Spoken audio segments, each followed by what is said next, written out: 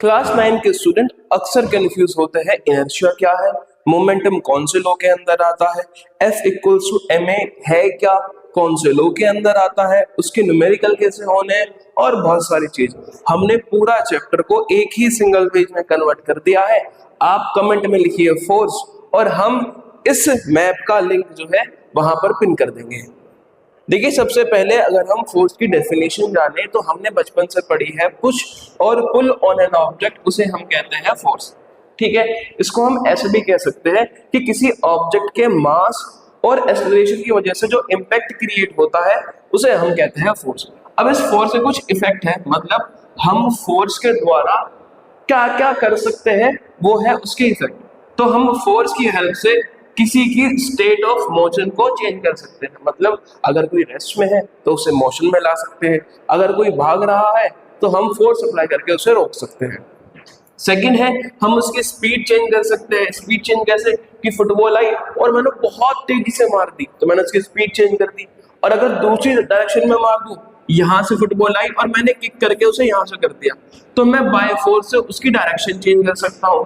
और अगर कोई स्प्रिंग है, मैं अगर फोर्स लगाता हूं तो उसकी शेप और साइज को मैं चेंज कर सकता हूं।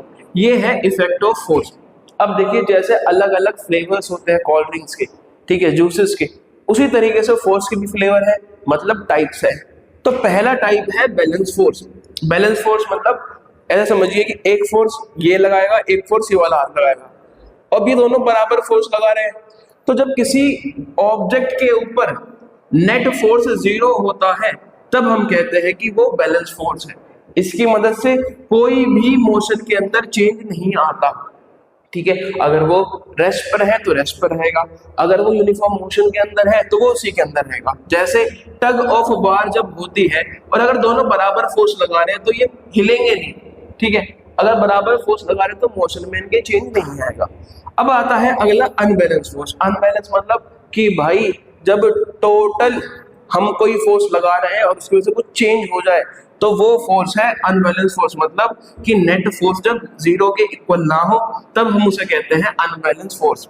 ये अनबैलेंस फोर्स एक्सेलरेशन प्रोड्यूस करता है।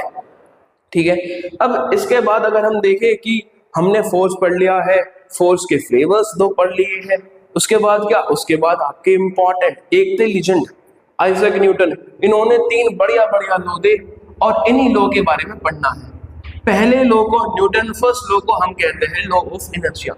इसके अनुसार an object remain in a state of rest और of uniform motion in a straight line. कोई भी ऑब्जेक्ट या तो स्टेट में रहेगा या फिर uniform motion in a straight line. कब तक, जब तक उसके ऊपर कोई भी एक्सटर्नल अनबैलेंस फोर्स नहीं लगाता है। ये था इनका स्टेटमेंट। ठीक है, इसको लॉ ऑफ इनर्शिया कहते हैं क्योंकि ये जो प्रॉपर्टी है बॉडी की रजिस्ट करने की, किसी चेंज को रजिस्ट करने की टेंडेंसी को हम कहते हैं इनर्शिया। अब इनर्शिया क्या है, mass is a measure of inertia. मतलब क्या है इस लाइन का, इस लाइन का मतलब ये है कि जितना ज्यादा मास होगा वो उतना ज्यादा अपोज करेगा, उतना ज्यादा रजिस्ट करेगा किसी चेंज को। मतलब ये है कि जो हैवियर बॉडी है वो चेंज को ज्यादा अपोज करेगी। अब देखिए, इनर्शिया के कुछ टाइप्स होते हैं कि inertia of rest. Inertia of rest मतलब मैं बैठा हूं तो मैं नहीं चाहता कि भाई हिलूंगा। ठीक है, तो अगर मैं ऐसे खड़ा हूं बस में, मेट्रो में, तो जब गाड़ी चलेगी तो मेरे पैर तो क्योंकि अटैच है उससे सरफेस से तो वो आगे हो जाएंगे, लेकिन मेरी बॉडी पीछे हो जाएगी। क्यों? क्योंकि मेरी बॉडी चाहती है रेस्ट पे रुका रहना, वहीं पर रहना। ठीक है, अगला है इनर्शिया ऑफ मोशन कि भाई अब मेट्रो चलने लगी, कोई बात नहीं, जैसे ही रुकी मेरी बॉडी आगे हो गई, तो पैर तो वहीं पर है क्योंकि पैर सरफेस से अटैच है, पर मेरी बॉडी क्या चाहती है, इनर्शिया ऑफ मोशन, चलते रहना, तो मेरी बॉडी आगे हो जाएगी। और तीसरा है inertia of direction. Inertia of direction मतलब कि भाई मैं ऐसे गाड़ी में बैठा हूं एक साइड में और ऐसे जा रहा हूं बिल्कुल सीधा, और जैसे ही गाड़ी वाले ने उधर को मोड़ा, अब गाड़ी ने उधर मोड़ लिया है पर मेरी डायरेक्शन क्या है उधर, तो मेरी बॉडी क्या हो जाएगी, टिल्ट हो जाएगी।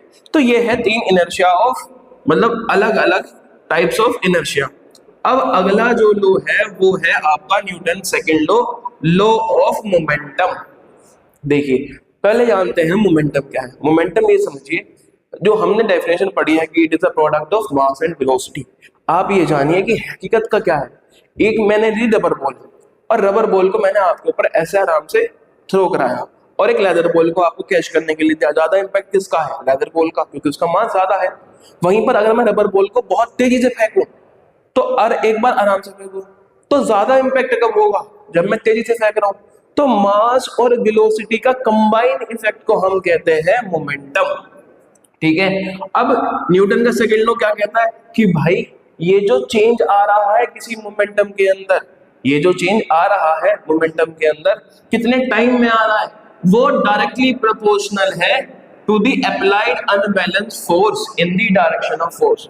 इसका मतलब ये है कि मान लीजिए मैं चल रहा हूं, मेरा कुछ मोमेंटम है, किसी ने मुझे धक्का दिया और तुरंत ही मेरा मोमेंटम बहुत जल्दी बढ़ गया, तो मेरा मोमेंटम इंक्रीज क्यों हुआ? क्योंकि किसी ने फोर्स मेरे ऊपर अप्लाई किया बहुत जल्दी।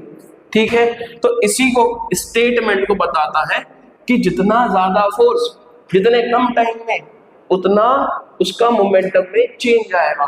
ठीक है। अब मोमेंटम को आप जानते हो, पी से डिनोट करते हैं, P equals to mass into velocity. ये एक वेक्टर क्वांटिटी है जिसकी SI यूनिट है किलोग्राम मीटर पर सेकंड। ठीक है। अगर मैं इसको फॉर्मूला ड्राइव करूं तो ऐसे है कि force is directly proportional to change rate of change of momentum. तो ये कुछ ऐसे आ जाएगा, m v माइनस u, ये कांस्टेंट है क्योंकि प्रोपोर्शन का साइन हटेगा, by t। v by t क्या होता है? ये हमने पढ़ा है एक्सेलरेशन। तो हो जाएगा force equals to k m a। अगर मास 1 किलो है, acceleration 1 metre per second square है, फोर्स 1 न्यूटन है, तो k की वैल्यू हो जाएगी 1, और वापस इसमें रख के निकाल लेंगे हम force equals to mass into acceleration. ठीक है। आप ये समझिए कि अगर हम फोर्स अप्लाई कर रहे हैं और जो वो फोर्स अप्लाई कर रहे हैं उसकी ड्यूरेशन बड़ी होगी, यानी टाइम बड़ा होगा, तो उसका इम्पैक्ट कम हो जाएगा। और अगर हम फोर्स जो अप्लाई कर रहे हैं टाइम इंटरवल बहुत कम होगा, यानी थोड़े से ड्यूरेशन में ही हमने बहुत फोर्स अप्लाई कर दिया, तो उसका इम्पैक्ट बढ़ जाएगा। यही कारण है जब हम कैच करते हैं तो हम हाथ पीछे लेते हैं। क्यों? कि जैसे ही उसने टच हुआ, फोर्स अप्लाई शुरू हुआ, तो मैंने ड्यूरेशन इंक्रीज करी ताकि मेरे ऊपर हाथ पर जो इम्पैक्ट आएगा वो कम हो जाए। ठीक है। ये कहता है न्यूटन का सेकंड लॉ। अब हम बात करते हैं न्यूटन की थर्ड लॉ की। देखिए, इसको आप एक्शन एंड रिएक्शन फोर्स के नाम से भी जानते हो। इसको मैं कहता हूं कर्मा फोर्स। ठीक है। कर्मा फोर्स मतलब, कर्मा लॉ क्या होता है भाई? कर्मा आपने सुना होगा कि भाई कर्मा तो सबको घूम फिर के आता ही है कि आपने बोया पेड़ बबूल का तो आम कहां से खाओगे। ये क्या कहता है? To every action there is an equal and opposite reaction. इसका मतलब कि भाई एक एक्शन फोर्स का बराबर रिएक्शन फोर्स होगा जो कि अपोजिट मतलब नेगेटिव। ठीक है। आपने इसकी इक्वेशन इस तरह से पढ़ी होगी, FAB equals to minus FBA। Minus sign क्या डिनोट कर रहा है? अपोजिट डायरेक्शन है। ठीक है। तो इस बात का ध्यान रखना, ये जो एक्शन फोर्स है, रिएक्शन फोर्स है, ये अलग अलग बॉडी पे लगेगा। ठीक है। अब देखिए, ये हाथ है, ये एक दूसरे पर्सन का, ये दूसरे का। अब इसने जब लगाया फोर्स, तो एक्शन फोर्स लगा इस पर और इसका रिएक्शन फोर्स लगा इस पर, तो दोनों ऑब्जेक्ट अलग अलग है। ठीक है। दोनों का मैग्नीट्यूड अलग होगा लेकिन डायरेक्शन क्या होगी? अपोजिट होगी, और दोनों एक साथ ही लगेंगे। इनके एग्जांपल क्या है? हम चल रहे हैं, अब मैं जब चल रहा हूं तो मेरे जो पैर है फोर्स लगा रहे हैं ग्राउंड पर पीछे की तरफ। ठीक है। एक्शन पीछे की तरफ हो रहा है, तो रिएक्शन का आएगा अपोजिट। तो जो आपकी ग्राउंड है वो मेरे पे फोर्स लगाएगा पीछे की तरफ। इस तरह से मैं आगे मूव करूंगा। ठीक है। दूसरा, स्विमिंग कर रहे हैं तो हम वाटर को पीछे करते हैं, धकेलते हैं, तो पानी हमें आगे धकेलेगा। रॉकेट प्रोपल्शन में क्या होगा कि भाई गैसेस नीचे पुश हो रही है तो उसकी मोशन कहाँ हो जाएगी? रॉकेट की ऊपर की तरफ। और गन रिकॉइल का तो आप जानते ही हो कि भाई जब बुलेट आगे जाएगी तो आगे जाएगी तो कुछ चीज है जो पीछे आएगी, तो जो आपकी गन है वो तुरंत रिकॉइल होकर आपके कंधे पर लगेगी। अब इसका लास्ट टॉपिक और इम्पोर्टेंट, कंजर्वेशन ऑफ मोमेंटम। ठीक है। देखिए, इसकी मैं आपको पहले बता देता हूं कैसे होता है कि m1 u1 यानी initial momentum of first body plus m2 u2 initial momentum of second body, तो दोनों का initial momentum, sum of initial momentum of both body, वो बराबर होगा m1 v1 plus m2 v2 यानी final momentum of first body final momentum of second body के sum के बराबर। इसको हम क्या कहते हैं कि in an isolated system, isolated मतलब कि इसके ऊपर कोई भी एक्सटर्नल फोर्स नहीं हो, the total momentum remain constant. ठीक है, फॉर्मूला ये रहा, total initial momentum equals to total final momentum. इसको आप देखिए कि when two ice skater pushing off each other initially at rest they move in opposite direction with momentum of equal magnitude. ऐसा मानिए कि देखिए एक बैठा है, ठीक है, और जब वो बैठा है तो उसका मोमेंटम कितना है, 0, और मैं आया भागकर और मैंने जैसे ही उसे पुश लगाया तो मेरा मोमेंटम कुछ होगा। तो अब टक्कर होने के बाद जो दोनों का मोमेंटम का सम होगा वो बराबर होगा किसके, खाली जो मेरा था कोलिजन से पहले। ठीक है, ये रहा आपका चैप्टर। ये जो आपका माइंड मैप है, कंप्लीट माइंड मैप आपको डिस्क्रिप्शन में मिल जाएगा। Keep watching the videos. अगर आपको और भी किसी चैप्टर की चाहिए तो कमेंट कीजिए, like share and subscribe. Thank you.